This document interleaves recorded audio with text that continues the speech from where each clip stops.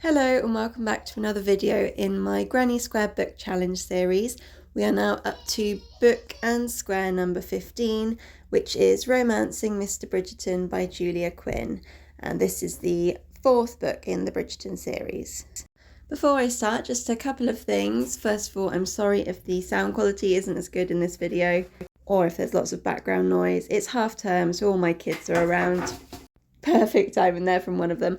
And there are some roadworks going on right out the front of our house. But like I said, I need to film it, so we're just going to have to deal with all the noise today, so apologies for that. Second, I will be talking about Lady Whistledown in this book review, so if you haven't watched the series or read the books and you're planning to, you might want to just skip this review or mute it and skip to the end, see what I've done with this square. So without further ado, let's get into the review. Now, like all of the other Bridgerton books, I really enjoyed this one. Julia Quinn's writing is just so easy to read. I get drawn into the story. Every time I think, oh, how am I going to enjoy another story around the same family, which is probably going to be along the same lines. And that honestly is what stops me from reading them all in a row, because I always think, oh, but I love this one so much, I don't think I'm going to like the next one as much, and I always do. So I really did enjoy this one.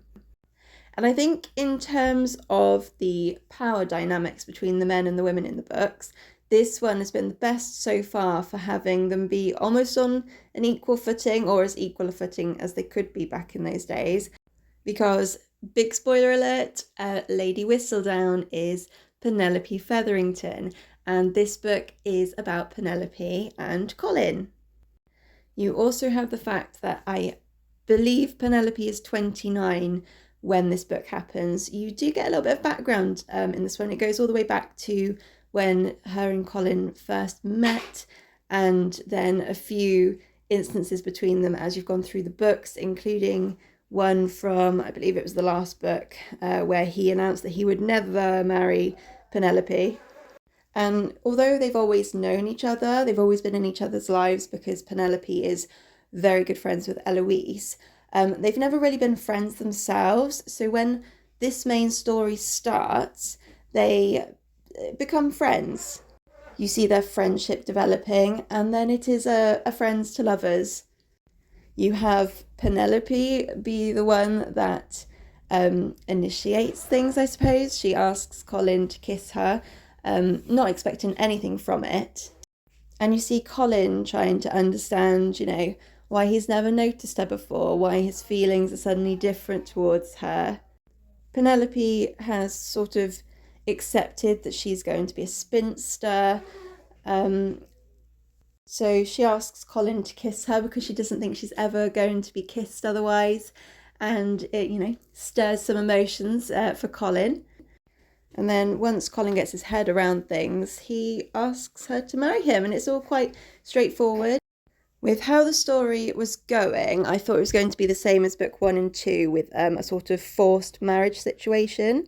I did half expect them to get caught doing something just be forced into getting married, but it wasn't like that, which I thought was nice. It was refreshing. He chose to marry her because he wanted to. And what I also liked about this one is the fact that you did have the secondary plot of Penelope being Lady Whistledown, and that sort of being about to come out.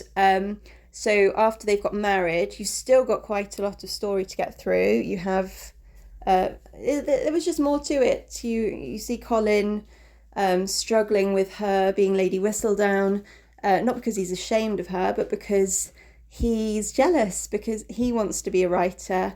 And it's just a bit more interest to this one, beyond the romance. I am really looking forward to the next series of Bridgerton now that I've read this book. I wasn't quite sure. I don't know. I just never really gelled that much with Penelope when I've watched the Netflix series. But after reading this book, I am looking forward to the next series now. So onto the technical side of things. I start by chaining 25 plus 3 for the turning chain, and then I double crochet backwards and forwards for 6 rows. I am using DK acrylic yarn and a size 4mm hook, and then I sized down to a 3mm hook to do the motif for this square. Now, the filming of me crocheting this square was just as chaotic as this recording is. My youngest had fallen asleep in the pushchair. I had a very small window of time. I grabbed some yarn that I thought matched the colours on the front of the book, and ended up with colours that look a little bit more like a refresher packet, or there was this very specific bubble gum that I remember from when I was a kid. I'll try to find a picture of it to pop on the screen. And that's all I can see when I look at this square. I don't think it looks Bridgerton inspired at all, but I went with it. And for the motif, I crocheted a little white square and tried to make it look like there was some writing on it with a W for Lady Whistledown. Overall, not that happy with how the square turned out, but it is what it is. Maybe I'll redo it in some colours which are slightly closer to the book front cover, or I might just leave it because, you know, who doesn't like bubblegum? If you're enjoying this series, please consider subscribing. The next book I'm reading is called The Third Wheel by Michael J. Ritchie. I popped into a local bookstore near where I was getting my hair cut, and it was actually written by one of the booksellers there, so I had to pick it up. I'm only about 2 chapters in so far, but it seems promising. So that will be the next square that I crochet.